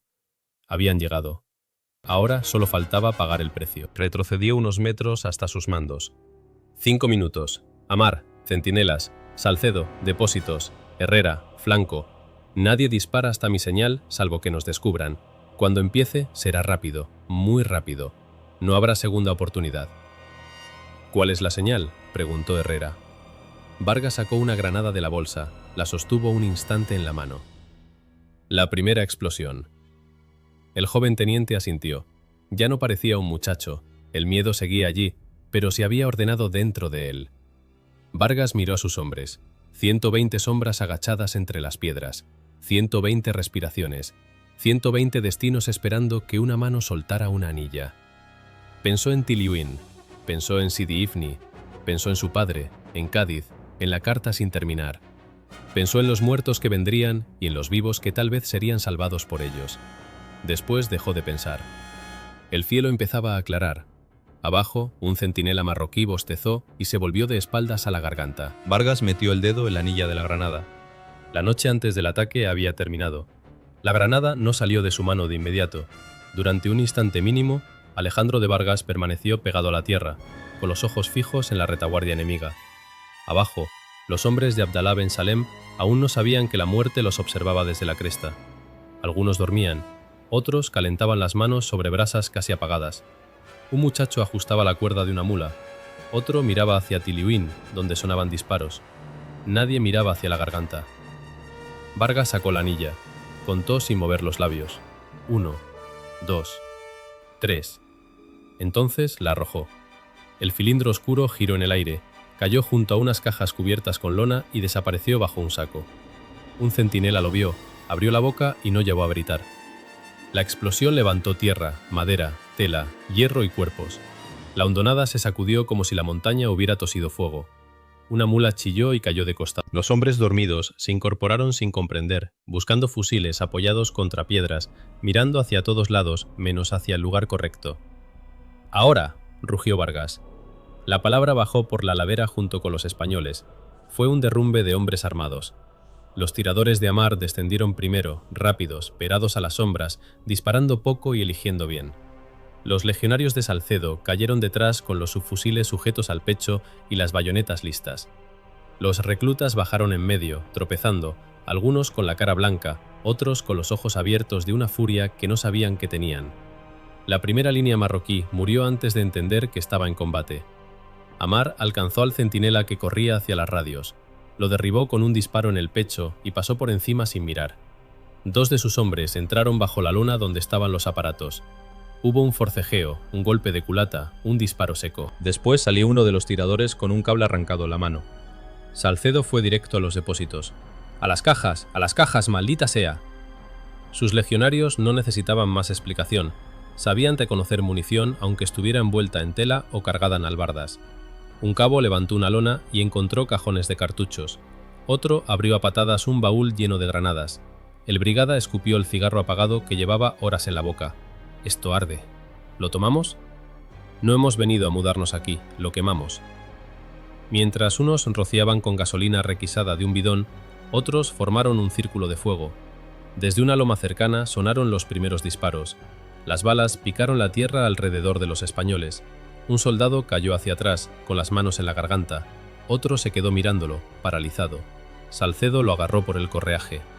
«Mira al vivo, no al muerto, y apunta, que las balas no son campanas». La segunda explosión fue mayor que la primera. Una caja de munición prendió, luego otra, luego varias a la vez. La hondonada se llenó de chispas, humo negro y gritos. Las mulas, enloquecidas, rompieron cuerdas y corrieron entre los hombres. Vargas vio todo eso en fragmentos. No tenía tiempo de verlo entero. Con Benítez y 20 hombres avanzó hacia el centro del campamento. Buscaba al jefe. Siempre había un centro, incluso en una fuerza irregular. Si encontraba ese punto y lo golpeaba, la retaguardia no solo perdería munición, perdería sentido. «¡Mi capitán, derecha!». Benítez disparó 2 veces. Un combatiente que apuntaba a Vargas desde detrás de una roca cayó de rodillas y soltó el fusil. «Buen tiro». «Ha sido suerte». «Repítala». Entraron entre tiendas bajas y parapetos de piedra. Allí el combate se hizo corto, sucio, casi íntimo. No había distancia para maniobras. Un hombre aparecía a 3 pasos, disparaba, fallaba o acertaba, y después todo se decidía con culata, cuchillo, bayoneta y manos. Vargas vio al teniente Herrera caer por la honda de una granada y levantarse cubierto de polvo, con sangre en la frente, gritando órdenes que, por primera vez, le salían de verdad. La sorpresa era su arma principal. Pero la sorpresa se gasta rápido. En la loma oriental, los marroquíes empezaron a organizarse. Hamid el Fassi despertó con la explosión, tomó su fusil y comprendió antes que muchos lo que ocurría. Los españoles no atacaban Tiliuín, estaban en su espalda. Aquello era imposible y precisamente por eso estaba pasando. «¡A la retaguardia! ¡A la retaguardia!». Reunió a unos 40 hombres y los lanzó contra la hondonada. Bajaron disparando desde la altura. 2 reclutas cayeron. Un tercero se tiró al suelo, hasta que un cabo lo levantó a tirones y lo empujó contra una piedra. «No mires al suelo, recarga». Al oeste, Amar descubrió una segunda senda por donde podían bajar refuerzos directamente sobre la espalda española. No había hombres suficientes para todo, nunca lo sabía. Envió a uno de los suyos a buscar a Vargas y se quedó con 12 tiradores para cerrar el paso. 5 minutos después apareció el primer grupo enemigo. Amar los dejó acercarse hasta 20 metros y levantó la mano. 12 fusiles dispararon casi al mismo tiempo. Los primeros marroquíes cayeron unos sobre otros. Los de atrás intentaron responder, pero el paso era estrecho. La segunda descarga los hizo retroceder. Amar no sonrió. Sabía que volverían con más hombres. En el centro, Vargas encontró lo que buscaba. No era una tienda grande ni un puesto marcado por banderas. Era una zona más ordenada que las demás, protegida por un muro bajo de piedra. Había alfombras, sacos, un mapa rudimentario dibujado sobre cuero y 3 hombres tratando de quemar papeles. Uno de ellos llevaba una chilaba mejor y una pistola al cinturón. Vargas supo que era alguien importante. «Vivo si se puede», ordenó. Benítez disparó contra el hombre de la izquierda. Otro español derribó al de la derecha. El tercero sacó la pistola y disparó. La bala golpeó a Benítez en el brazo y lo hizo girar. Vargas se lanzó hacia adelante. El marroquí volvió a disparar, pero demasiado rápido. Falló. El capitán chocó con él. Ambos cayeron sobre la alfombra. La pistola salió rodando. Durante unos segundos no hubo oficial ni jefe, ni España ni Marruecos. Solo 2 hombres peleando en el suelo. El marroquí era más joven y fuerte. Vargas sintió un golpe en la mandíbula, luego dedos buscando su garganta. Metió la rodilla, empujó, logró liberar una mano y golpeó con la culata de su pistola. 1 vez, 2. El otro se aflojó. «¡Basta!». 2 soldados lo sujetaron. El hombre escupió sangre y miró a Vargas con un odio limpio, sin miedo. El sargento Amar llegó justo entonces, jadeando. «Es Yusef, mensajero de Abdalá.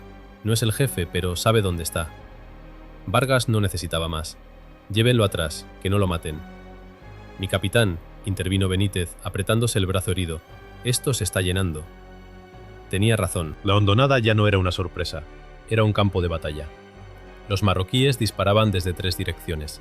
Los depósitos ardían, pero todavía había cajas intactas.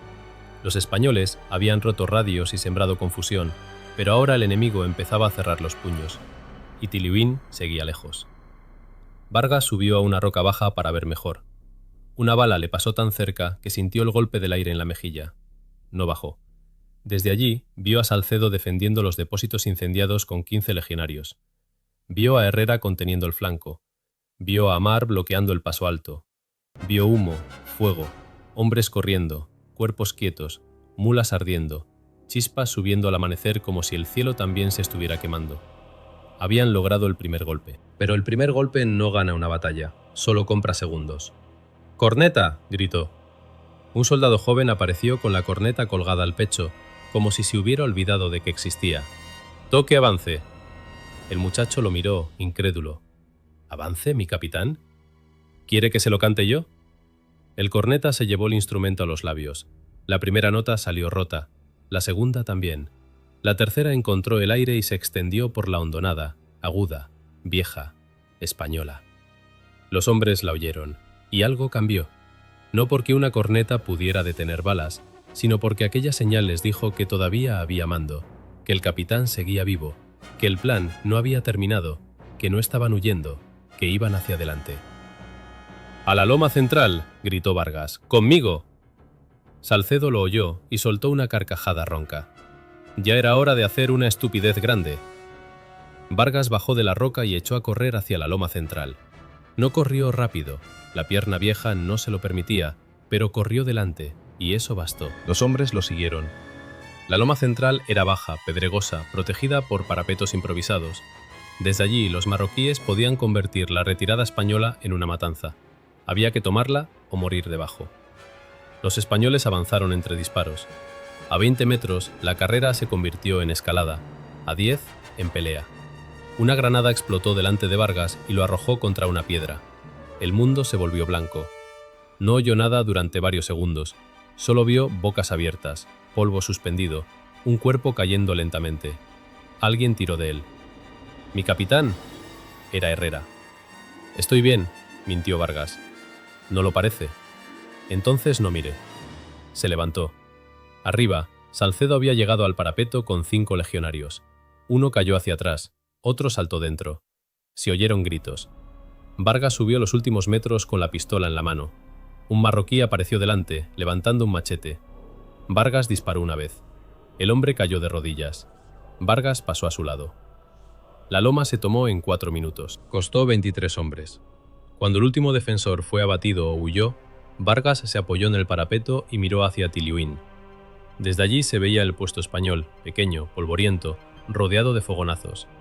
Pero ahora también se veía otra cosa: movimiento en las posiciones marroquíes que lo cercaban. Hombres girándose, mensajeros corriendo sin saber a quién obedecer primero. La línea había sentido el golpe, no estaba rota, pero había parpadeado, y en una guerra así, hacer parpadear al enemigo podía valer una vida, una hora, quizá una plaza entera. Vargas escupió polvo y sangre, buscó a Salcedo. ¿Depósitos? Ardiendo. ¿Radios? Rotas. ¿Prisionero? Vivo, contra todo pronóstico. ¿Bajas? Salcedo no respondió enseguida. Ese silencio fue respuesta suficiente. El capitán respiró hondo. Reorganicen grupos, munición al centro, heridos detrás del parapeto. Amar cubre el paso alto. Herrera, prepare señales hacia Tiliuín, que sepan que somos españoles. ¿Y después?, preguntó el teniente. Vargas miró las posiciones enemigas que empezaban a moverse contra ellos. Después. Siempre estaba ese maldito después. Después aguantaremos. ¿Cuánto? El capitán comprobó su pistola. Le quedaban 4 cartuchos en el cargador. Hasta que ellos crean que somos más de los que somos. ¿Y cuando descubran que no? Vargas no apartó la vista del enemigo. Entonces tendremos que serlo. El campamento no cayó de inmediato. Eso fue lo primero que Alejandro de Vargas comprendió cuando la loma central quedó en manos españolas. Desde allí, entre humo y piedras calientes, podía verse la retaguardia marroquí ardiendo por partes, pero no destruida. Había llamas en los depósitos, mulas sueltas, hombres corriendo, cajas reventando una tras otra. Había gritos, órdenes contradictorias, disparos que salían de cualquier sombra. Pero todavía había voluntad. Todavía había jefes reuniendo hombres. Todavía había fusiles apuntando hacia ellos. Una fuerza sorprendida no es una fuerza vencida, solo está desnuda durante unos minutos. Y Vargas sabía que esos minutos se acababan. «¡Munición al parapeto!», gritó. «¡Heridos atrás! Nadie se mueve solo». Desde Tiliuín llegaron 3 disparos espaciados. Benítez, con el brazo vendado y colgando, se incorporó. «Nos han visto, mi capitán». Vargas asintió.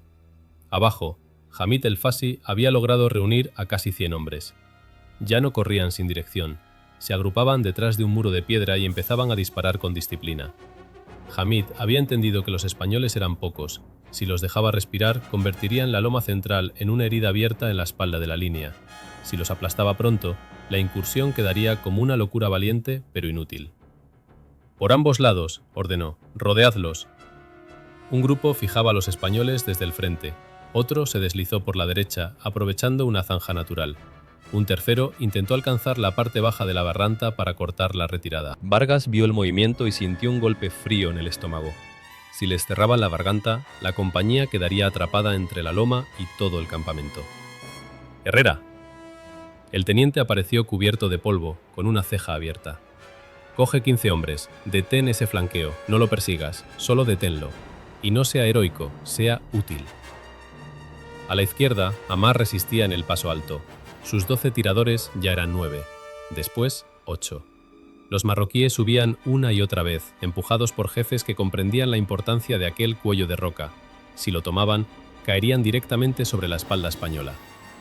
Salcedo llegó junto a Vargas arrastrando una caja. «Esto se pone feo». Ya lo era antes. ¿Depósitos? Medio campamento arde. La otra mitad quiere matarnos por ello. Vargas señaló hacia la hondonada norte. «Están sacando mulas con munición. Si se llevan esas cajas, Tiliuín no verá la noche». Salcedo escupió polvo. «Deme 20. Le doy 12. Con 12 no se toma ni una taberna mala. No va a tomarla, va a quemarla». El brigada sonrió. «Eso sí sé hacerlo». Bajó con 12 legionarios y 4 tiradores que se le unieron sin esperar permiso. En la hondonada norte, los marroquíes intentaban salvar lo que podían. Sacaban cajas, barriles de agua, sacos de harina, mantas, munición. Salcedo esperó a que 3 mulas cargadas se alinearan junto al cauce. Entonces lanzó la primera granada. Los otros hicieron lo mismo. La explosión volcó animales, hombres y cajas. Una llamarada saltó cuando prendió un bidón. Un tirador de Amar cortó las cinchas de 2 mulas y las espantó hacia el fuego. En menos de 5 minutos, el segundo depósito también ardía. Pero el precio subía. Salcedo recibió un disparo en el muslo, cayó sobre una rodilla, se ató la herida con su propio pañuelo y siguió mandando. «No miréis la sangre no da órdenes». Arriba, Vargas vio la nueva columna de humo y comprendió que el corazón del campamento estaba roto. Ahora había que golpear la cabeza. Reunió a 15 hombres. No escogió a los mejores, escogió a los que todavía podían moverse. Entre ellos estaba García, el muchacho de Zamora al que había ajustado el correaje la tarde anterior. El objetivo estaba más allá de un pequeño collado, donde los mensajeros corrían desde el cerco de Tiliuín hasta la retaguardia. Allí debía estar Abdalá Ben Salem o alguien que mandaba en su nombre. Si tomaban ese punto, la línea marroquí no caería, pero quedaría sorda durante un tiempo. El avance fue lento y salvaje. No había una carga limpia. No había corneta esta vez. Solo hombres arrastrándose, saltando de roca en roca, disparando, cayendo, levantándose. Vargas llevaba el subfusil pegado al pecho. A mitad de camino los descubrieron. Un fusil disparó desde una roca alta. El soldado que iba delante de García cayó de boca. García se quedó inmóvil. Vargas lo empujó. «Siga. Está muerto. Por eso no necesita ayuda». García avanzó. Benítez, desde la loma, abrió fuego de cobertura. Ese fuego permitió a Vargas llegar hasta un muro bajo. Al otro lado oyó voces, pasos rápidos, órdenes en árabe. Se asomó apenas y vio a un hombre mayor con barba gris, rodeado de 4 guardias. No necesitó que nadie se lo dijera. Aquel era Abdalá. El caid también lo vio.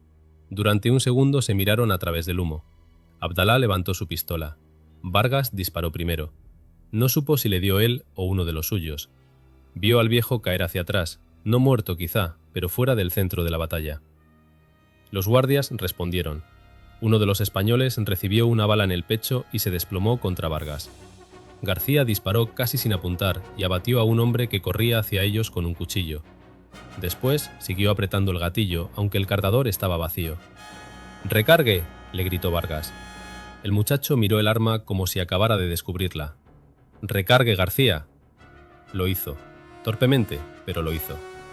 El puesto de mando improvisado cayó en una pelea breve. Papeles, cartucheras, una radio portátil, bolsas de mensajes, un mapa dibujado en tela.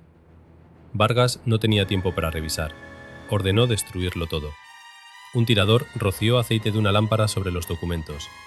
García encendió una cerilla con manos temblorosas. La primera se apagó. La segunda también. La tercera prendió.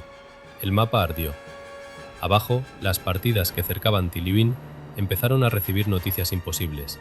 Depósitos destruidos, retaguardia atacada, Abdalá caído o desaparecido, españoles en la loma central, españoles en el collado, españoles quizá por todas partes. Nadie sabía cuántos eran, nadie sabía de dónde venían. Cada jefe oyó una versión distinta y actuó según su miedo, su orgullo o su prudencia. Una partida abandonó sus posiciones para proteger el camino norte. Otra giró hacia el campamento. Otra se mantuvo frente a Tiliuín esperando órdenes que no llegaron. En el puesto español, los defensores vieron disminuir el fuego por primera vez desde la noche anterior. Herrera, en la zanja derecha, logró detener el flanqueo con 12 hombres y un fusil ametrallador capturado.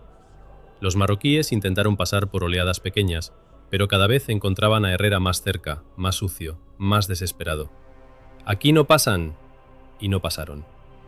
Salcedo volvió a la loma con 6 hombres de los 16 que habían bajado. Traía 2 cajas de munición y una sonrisa torcida. «¿Bajas?», preguntó Vargas. «Demasiadas para contarlas con buen humor. Entonces no las cuente todavía». Vargas miró el campo. El campamento marroquí estaba partido en 3 fuegos. La retaguardia ardía. La loma central era española. El collado de mando estaba tomado. El paso alto seguía en manos de Amar, aunque apenas quedaban 5 hombres allí. El enemigo no se había rendido, pero ya no golpeaba con una sola mano, Golpeaba con dedos separados. Ese era el momento. «Vamos a empujarlos hacia el norte», dijo Vargas. Benítez lo miró como si hubiera oído mal. «¿Con qué hombres?» «Con los que quedan. Mi capitán, apenas somos 70 útiles. Entonces pareceremos 150. Vargas se levantó la voz. «Todos los grupos, fuego por secciones, gritos a mi orden, corneta». El corneta apareció de nuevo con la cara manchada de sangre seca. ¿Otra vez avance? No, esta vez ataque. El muchacho tocó. La nota salió clara, sorprendentemente limpia. Bajó por las piedras, cruzó el humo y llegó hasta Tiliuín. Los defensores del puesto la oyeron. Algunos creyeron al principio que era una alucinación. Después, desde dentro del recinto, una corneta española respondió débilmente. «¡Adelante!». Fue una avalancha de supervivientes, hombres cojos, quemados, vendados, furiosos. Disparaban, gritaban, golpeaban latas, hacían sonar silbatos, levantaban polvo. Los marroquíes, ya confundidos, creyeron que llegaban refuerzos desde la garganta. Algunos retrocedieron para cubrir la ruta norte. Otros se quedaron. Otros dispararon contra sombras. En ese caos, el cerco sobre Tiliuín se aflojó. Desde el puesto español, un grupo de defensores salió en un contraataque desesperado. Eran pocos, quizá 30. Pero salieron con la rabia de los hombres que han pasado la noche esperando morir. Cayeron sobre las posiciones más cercanas justo cuando Vargas empujaba desde la retaguardia. Por primera vez, los sitiadores quedaron entre dos fuegos. Ahí el campamento se rompió de verdad. No hubo una orden general de retirada, nadie la dio. Nadie podía darla. Simplemente un grupo retrocedió. Luego otro. Después una mula cargada echó a correr y arrastró a 2 hombres. Una partida creyó que la loma norte estaba perdida y abandonó su parapeto. Otra vio humo donde debían estar sus depósitos y pensó que todo estaba ardiendo. Los mensajes dejaron de llegar. Los jefes gritaban nombres de hombres que ya no estaban allí. La línea marroquí no fue destruida como una muralla, se deshizo como una cuerda cortada en demasiados puntos. Vargas llegó hasta el borde de la hondonada norte y ordenó detenerse. «¡Alto! ¡Reagrupen! ¡No sigan!». Poco a poco los españoles se detuvieron. El campo delante de ellos era una confusión de humo, cuerpos, animales muertos, cajas quemadas, fusiles abandonados y hombres que huían hacia las lomas. Detrás, Tiliuín seguía en pie. Desde el puesto, una bandera española, agujereada y sucia, se levantó sobre el parapeto. Luego alguien gritó, no una palabra clara, solo un sonido. Otro respondió. Después los hombres de Tiliuín gritaron desde lejos, los de Vargas contestaron. Por unos segundos, entre humo y muerte, 2 grupos de españoles se reconocieron vivos. Alejandro de Vargas se sentó sobre una piedra. No recordaba haber decidido sentarse. La pierna le temblaba. Tenía sangre en la manga, en la cara, en las manos. No sabía cuánta era suya. Miró a García, el muchacho de Zamora. Seguía vivo. Tenía el fusil apretado contra el pecho y miraba el campamento roto como si no comprendiera que él había participado en aquello. «Mi capitán», dijo el joven, ¿hemos ganado? Vargas miró las llamas, los cadáveres, los heridos que gemían detrás, la bandera lejana de Tiliuín. Tardó en contestar. «Hemos abierto la puerta». ¿Eso es ganar? El capitán cerró los ojos un instante. En África, muchacho, a veces es lo máximo que Dios concede. El combate terminó no con un grito, sino con una ausencia. Durante horas todo había sido ruido. Disparos, explosiones, órdenes, pasos sobre piedra, relinchos, gritos de heridos, cajas de munición reventando en el fuego. Después, poco a poco, la batalla empezó a apagarse. Primero callaron las granadas. Luego los fusiles dispararon cada vez menos. Al final, solo quedó el crepitar de los depósitos quemados, el gemido de algún animal moribundo y el viento de Ifni arrastrando polvo sobre los cuerpos. Alejandro de Vargas permaneció de pie en la loma central hasta que estuvo seguro de que los marroquíes no volvían. No porque tuviera fuerzas, sino porque sabía que sus hombres lo miraban. Si el capitán se sentaba demasiado pronto, todos entenderían que el combate había acabado antes de que acabara de verdad. Así que siguió allí, con la boina llena de polvo, la mejilla abierta por una esquirla, la pierna rígida y la mirada puesta en las lomas del norte. «No los persigan», ordenó Vargas. El teniente Herrera, agotado, con un vendaje mal puesto en la frente, lo miró. «Podríamos hacer más prisioneros. También podríamos dejar aquí los pocos hombres que nos quedan». Herrera no discutió. Ya no era el muchacho de la tarde anterior. Tenía la cara de alguien que había envejecido 10 años en una noche. El oficial que mandaba el puesto era un teniente delgado, casi un muchacho. Se llamaba Robles. Tenía los labios partidos, los ojos hundidos y una venda alrededor del brazo izquierdo. Se cuadró delante de Vargas, pero al levantar la mano para saludar casi perdió el equilibrio. «Mi capitán». Vargas le devolvió el saludo. «¿Cuántos quedan?» Robles miró hacia atrás antes de responder. «De 52, 29 vivos, 16 heridos. Algunos no pasarán de esta noche». «¿Agua?» «Muy poca». «¿Munición?» El teniente sonrió sin alegría. «La suficiente para morir con orden, no para resistir otra noche». Vargas asintió. No dijo «bien hecho», no hacía falta. Había palabras que en aquel momento habrían sonado pequeñas. Se limitó a poner una mano sobre el hombro del teniente. «Han aguantado». Robles cerró los ojos un instante. «Creímos que no vendría nadie». «Nosotros también lo temimos». Aquello fue lo más parecido a una confesión que Vargas se permitió. El trabajo comenzó de inmediato. Primero los heridos, después los muertos. Luego la munición útil, las armas capturadas, el agua, las mulas que aún podían caminar. Nadie celebró nada. No había victoria todavía, solo tareas. La guerra no termina cuando se deja de disparar. Termina más tarde, cuando alguien levanta al último herido, identifica al último muerto y decide qué hacer con los que siguen respirando. El médico de Tiliuín, un alférez practicante con las manos manchadas hasta los codos, organizó un puesto de socorro bajo una pared de roca. No había mesas, así que usaron puertas arrancadas de una caseta. No había suficiente morfina, así que la reservaron para los casos peores. No había vendas suficientes, así que rasgaron camisas, pañuelos, mantas, cualquier tela limpia o medio limpia. El brigada Salcedo estaba sentado contra una roca, con la pierna vendada y un cigarro apagado en los labios. Un sanitario intentaba convencerlo de que se dejara revisar. «Cuando acabe con los que se quejan menos», dijo Salcedo. «Usted no se queja». «Por eso sigo esperando». Vargas se acercó. «¿Puede caminar?» «Si el destino de España depende de mi elegancia, estamos perdidos». «No he preguntado eso». Salcedo intentó ponerse de pie. Aguantó 2 segundos y volvió a caer sentado. «Puedo insultar desde aquí, mi capitán. A veces basta». Vargas casi sonrió.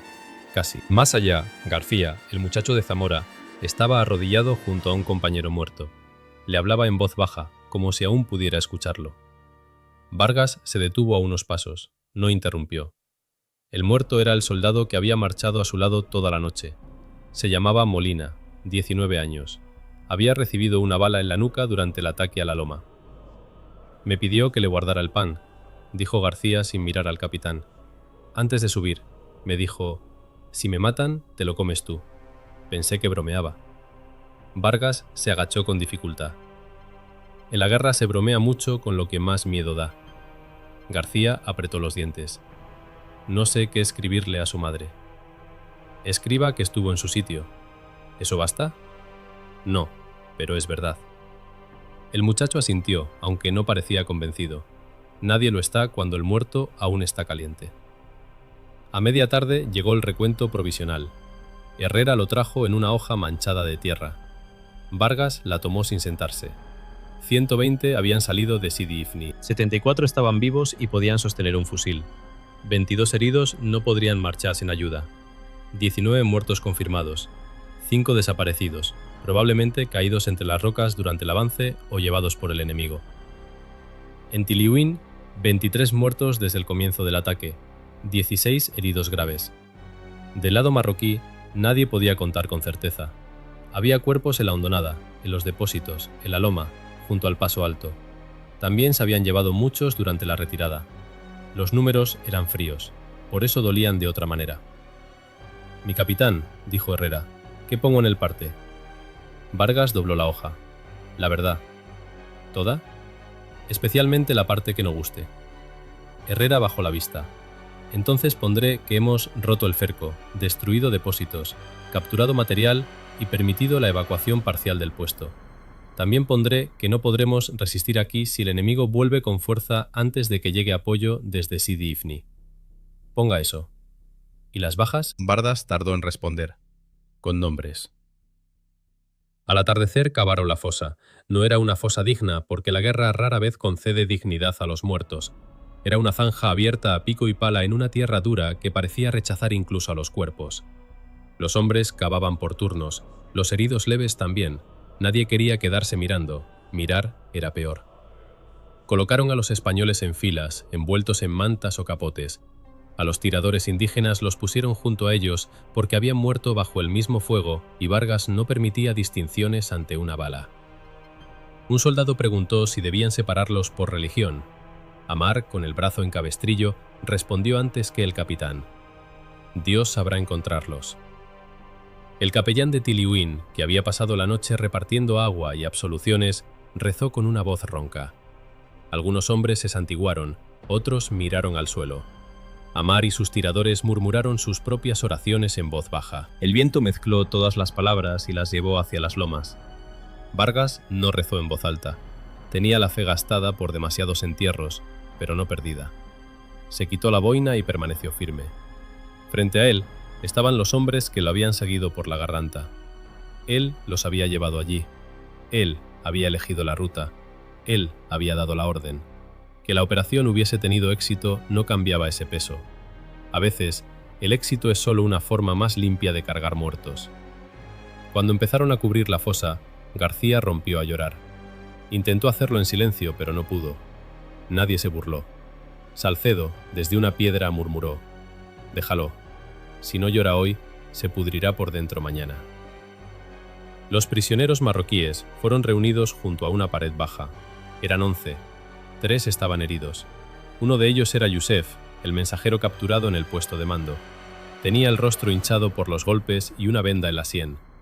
No había pedido agua, aunque Vargas sabía que la necesitaba. El capitán se acercó con Amar. «Pregúntele dónde está Abdala». Amar habló en árabe. Yusef respondió despacio. «Dice que no lo sabe. Lo vio caer, pero sus hombres se lo llevaron». «¿Vivo?». Otra respuesta. «Cree que sí».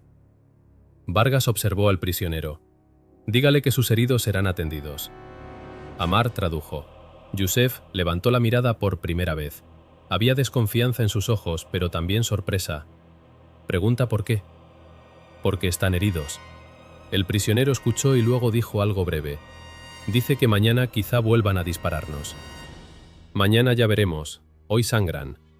Yusef sostuvo la mirada de Vargas. Durante un instante, entre ellos no hubo bandera ni mapa, solo 2 hombres agotados que habían sobrevivido al mismo fuego desde lados distintos. «Dice que Abdala tenía razón», tradujo Amar después de una pausa. «¿En qué?». «En que usted no vendría por la pista». Vargas miró hacia la garganta por donde habían llegado. Parecía imposible incluso desde allí. «Dígale que Abdala es un buen soldado». Amar tradujo. Yusef respondió con una media sonrisa amarga. «Dice que usted también, por desgracia». Vargas no contestó. No había nada que añadir. La noche volvió a caer sobre Tiliuín. Esta vez no fue igual que la anterior. El puesto seguía rodeado por montañas enemigas, pero ya no estaba solo.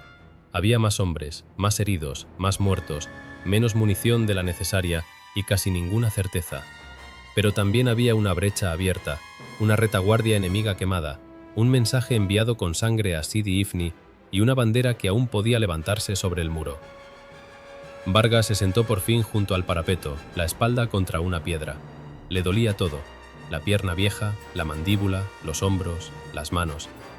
Cuando cerraba los ojos veía la granada caer junto a las cajas, a Molina desplomándose, a Abdalá levantando la pistola, a los hombres en la fosa.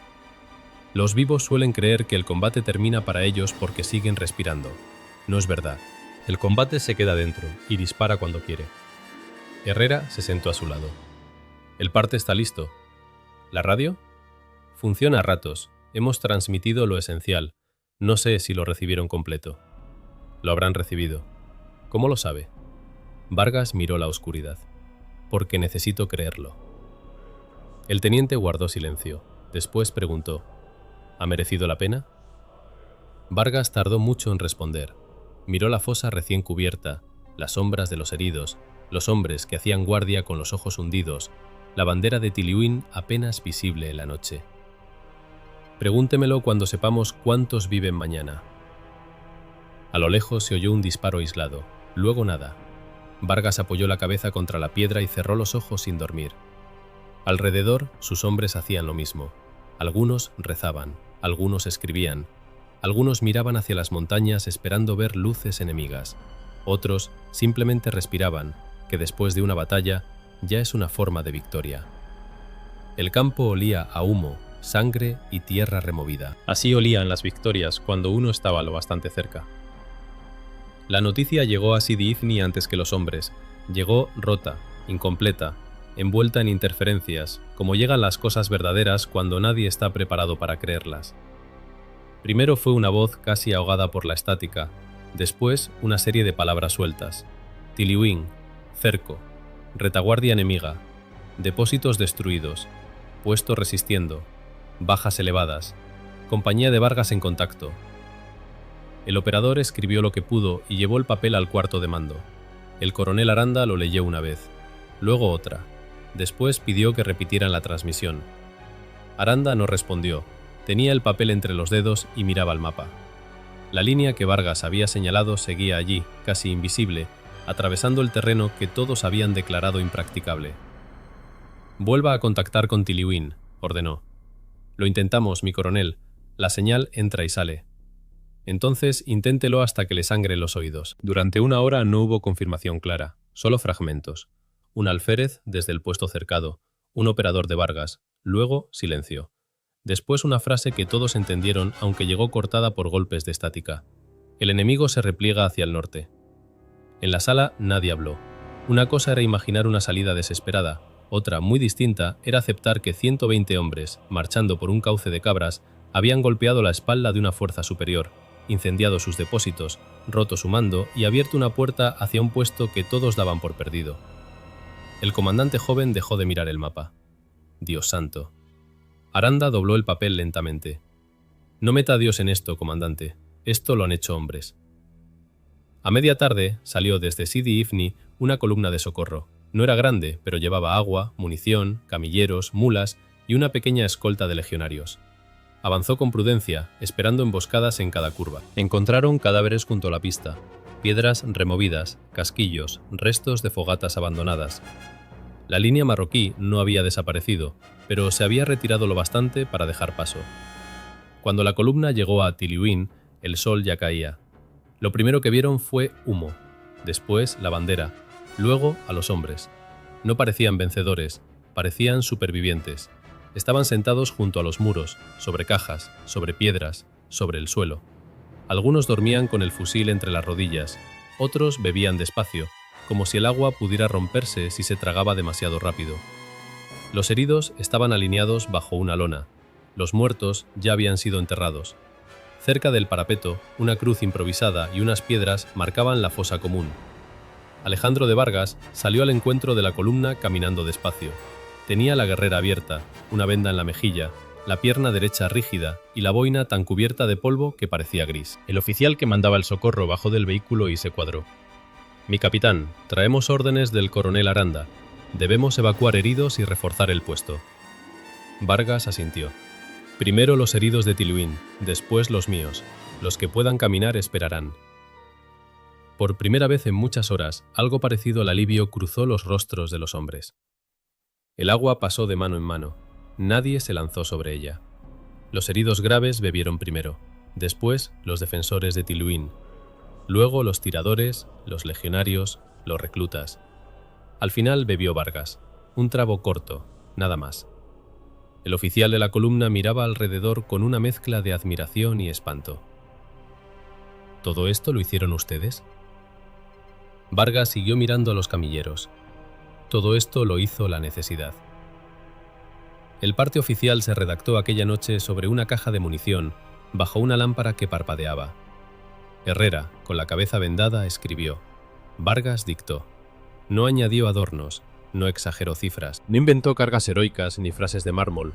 Describió la salida, la marcha por la garganta, el primer golpe, la destrucción de depósitos, la toma de la loma central, el enlace con Tiliwin, las bajas. Cuando Herrera leyó en voz alta el apartado final, se le quebró la voz. La compañía conserva capacidad ilimitada de combate, pero se encuentra exhausta. solicita evacuación inmediata de heridos, reposición de munición y agua, y autorización para replegar parte de la fuerza si el mando lo estima oportuno. Vargas corrigió. Quite si el mando lo estima oportuno, ponga cuando el mando lo ordene. ¿Es lo mismo? No, no lo es. Herrera corrigió. El parte llegó a Sidi Ifni de madrugada, de allí pasó a Canarias, luego a Madrid. Con cada transmisión la historia se volvió más limpia. Los muertos ocupaban menos espacio, las dudas desaparecían. El barro, el miedo, las órdenes gritadas entre humo, los hombres llorando junto a una fosa, todo eso se perdía. Quedaba lo que los despachos entendían mejor: acción audaz, golpe de mano, enemigo rechazado, puesto salvado. La palabra hazaña apareció antes del mediodía. Vargas la oyó 2 días después, cuando lo llamaron a Sidi Ifni para informar personalmente. Tiliuín sería en pie. La línea marroquí se había replegado parcialmente, aunque nadie creía que aquello hubiera terminado. La guerra alrededor de Ifni continuaba en otras posiciones, con otros hombres, otros cercos, otros partes escritos por manos cansadas. El coronel Aranda recibió a Vargas en la misma sala de mapas donde todo había empezado. El mapa tenía ahora más marcas, más círculos, más cruces. La guerra siempre ensucia los mapas antes de ensuciar los libros. «Capitán, mi coronel». Aranda lo observó largo rato. «Me dicen que ha hecho usted algo imposible». Vargas respondió sin expresión. Entonces estaban mal informados. Lo imposible no se hace. Lo que hicimos fue caro. Aranda bajó la mirada. «He leído las bajas». Entonces ya sabe el precio. «También sé lo que salvó». Vargas no contestó. El coronel caminó hasta la ventana. Desde allí se veía el mar, azul, indiferente, limpio. Demasiado limpio para una ciudad sitiada. Madrid quiere un relato. Madrid siempre quiere relatos. Quiere nombres para condecoraciones. Le daré nombres. También el suyo. Vargas miró el mapa. El mío al final. Aranda casi sonrió, pero no lo hizo. Usted nunca facilita las cosas. Los muertos tampoco, mi coronel, y aún así los incluimos en los partes. Habrá una citación, dijo Aranda. Quizá ascenso, quizá medalla individual. No depende solo de mí. No salí por una medalla. Lo sé. Entonces no me pida que parezca agradecido por ella. Aranda se volvió. No se lo pido, solo le pido que la acepte cuando llegue. A veces los vivos deben cargar también con los símbolos, aunque les repugnen. Vargas entendió. No le gustó, pero entendió. Los días siguientes transformaron el combate en algo distinto. Los soldados de otras unidades empezaron a hablar de la garganta de Vargas. Los oficiales la llamaban Operación. Los legionarios, con menos respeto por la precisión, la llamaron el Paseo del Infierno. Los tiradores de Amar no le pusieron nombre. Para ellos había sido una noche mala, una de tantas que la tierra recordaría mejor que los hombres. En Sidi Ifni, los supervivientes de la compañía fueron mirados de otra manera, no con alegría, porque la ciudad seguía amenazada, sino con una mezcla de respeto y distancia. Los hombres que vuelven de un lugar donde otros murieron traen consigo una frontera invisible. Los demás los admiran, pero también les temen un poco. Parecen saber algo que nadie quiere aprender. García, el muchacho de Zamora, recibió una carta de su casa y no la abrió durante horas. Cuando por fin lo hizo, lloró sin esconderse. Salcedo, con la pierna inmovilizada, lo vio desde una camilla y murmuró: «Ese ya no es recluta». Benítez sobrevivió al brazo herido. Herrera escribió personalmente a las familias de los hombres de su sección. Tardó 3 noches. Rompió muchas hojas. Al final comprendió que ninguna frase sirve, pero algunas deben escribirse de todos modos. Amar regresó con sus tiradores a las patrullas pocos días después. Antes de irse, Vargas le preguntó por los hombres que habían muerto en el Paso Alto. «Sus familias lo sabrán», dijo Amar. «¿Quiere que escriba algo?» «Escriba sus nombres, lo demás lo saben». Esa noche, Vargas se quedó solo en el despacho que le habían prestado. Sobre la mesa tenía la lista definitiva: muertos, heridos, desaparecidos. Leyó cada nombre en voz baja. Lo hizo como quien pasa revista a una formación que ya no puede responder. Molina, Cabo Estevez, Tirador Amú, Legionario Paredes, Soldado Rivas, Sargento Quesada, y así hasta el final. Al llegar al último, Dobló la hoja y la guardó en el bolsillo interior de la guerrera. No en el archivo, no en una carpeta, en el bolsillo, cerca del pecho. Allí pesaba más, pero también mentía menos. La medalla llegó semanas después. Hubo una ceremonia sencilla porque Ifni no estaba para grandes desfiles. Formaron los supervivientes disponibles, algunos oficiales, una bandera castigada por el viento. El coronel Aranda leyó la orden con voz firme. Se hablaba de valor extraordinario, decisión, brillante acción ofensiva, auxilio a posición cercada, elevado espíritu militar. Vargas escuchó inmóvil. Cuando le prendieron la condecoración en la guerrera, no miró la medalla. Miró la fila de hombres que quedaban. Herrera con una cicatriz nueva, García más delgado, más serio, Salcedo apoyado en un bastón, empeñado en estar de pie, Amar al fondo, silencioso, y detrás de todos ellos, invisibles pero presentes, los que faltaban. El aplauso fue breve, después la guerra continuó. Eso es lo que nunca entienden quienes oyen una leyenda demasiado tarde. Creen que después del acto heroico viene el descanso, la música, la memoria agradecida. Pero la guerra no respeta la forma de los relatos. Después de Tiliwin hubo más patrullas, más emboscadas, más convoyes atacados, más noches sin dormir, más partes de bajas. El enemigo no desapareció porque una compañía española hubiera atravesado una garganta imposible. Solo aprendió. Y los españoles también. La leyenda nació de todos modos. Nació en voz baja, alrededor de hornillos y camiones. Nació en la frase de un legionario que decía haber visto al capitán Vargas caminar entre balas como si las balas le debieran dinero. Nació en la exageración de un recluta que juraba que eran 20 contra 1000. Nació en el silencio de los que sí estuvieron allí y no corregían demasiado a los que no. Nació en cartas enviadas a la península, en informes resumidos, en nombres repetidos por oficiales que necesitaban creer que el sacrificio tenía una forma comprensible. Con el tiempo, la garganta se volvió más estrecha, el enemigo más numeroso, la noche más negra y la carga más limpia. Así trabajan las leyendas. Quitan barro, quitan dudas, quitan el temblor de las manos antes de disparar. Dejan solo la silueta, un capitán, 120 hombres, una ruta imposible, un puesto salvado. Vargas nunca la desmintió del todo, tampoco la alimentó. Cuando alguien le preguntaba si había sentido miedo, respondía que sí. Cuando alguien decía que aquello había sido una victoria perfecta, enseñaba la lista de bajas si la tenía cerca. Cuando un joven oficial le pidió años después que contara la hazaña, Vargas dijo: «No fue una hazaña, fue una deuda». ¿Con quién? El capitán, ya comandante entonces, tardó en responder. Con los que esperaban ayuda y con los que murieron llevándola. Esa fue la frase que más se recordó, aunque él no la pronunció para ser recordado. Muchos años después, cuando la guerra de Ifni era ya una nota incómoda en libros que casi nadie abría, algunos supervivientes siguieron reuniéndose en fechas que no aparecían en los calendarios oficiales. No eran muchos, cada año menos. Al principio evitaban hablar de la Barranta. Después, cuando la noche avanzaba, alguien decía un nombre. Molina, Quesada, Jamú, Paredes. Y todos callaban. Porque al final eso era la leyenda, no la medalla, no el parte, no la palabra hazaña, no el orgullo limpio de los discursos. La leyenda era que unos hombres, rodeados, no fueron abandonados, que otros hombres, sabiendo el precio, caminaron hacia ellos. Que una bandera siguió levantada al amanecer porque en la noche alguien decidió que el miedo no mandaría. Y para Alejandro de Vargas, eso nunca fue gloria. Fue simplemente cumplir. Cumplir con los vivos. Cumplir con los muertos.